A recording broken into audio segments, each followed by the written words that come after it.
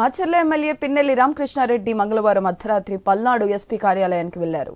రోజు ఎస్పీ కార్యాలయానికి వెళ్లి సంతకం చేయాలన్న హైకోర్టు ఆదేశాల మేరకు ఆయన అక్కడికి వెళ్లారు. తన లాయర్లతో కలిసి ఎస్పీ ఆఫీసులో హాజరై సంతకం చేసినట్టు సమాచారం.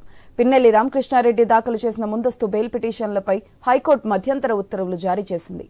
ఈవీఎం ధ్వంసం కేసులో జూన్ 6 వరకు పిన్నెల్లిని అరెస్ట్ చేయొద్దంటూ ఇప్పటికే స్పష్టం చేసిన ధర్మాసనం మాచర్లలో జరిగిన అల్లర్లలో పోలీసులు నమోదు చేసిన ఇతర కేసుల్లోనూ ఆ తేదీ వరకు ఎలాంటి చర్యలు తీసుకోవద్దని ఆదేశించింది.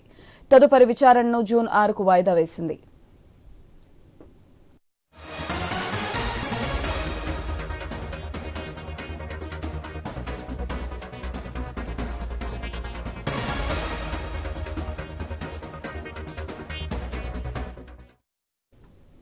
మాచర్ల ఎమ్మెల్యే పిన్నెల్లి రామకృష్ణారెడ్డి మంగళవారం అర్ధరాత్రి పల్నాడు ఎస్పీ కార్యాలయానికి వెళ్లారు.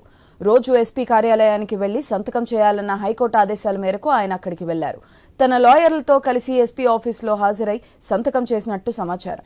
పిన్నెల్లి రామకృష్ణారెడ్డి దాఖలు చేసిన ముందస్తు బెయిల్ పిటిషన్లపై హైకోర్టు మధ్యంతర ఉత్తర్వులు జారీ చేసింది.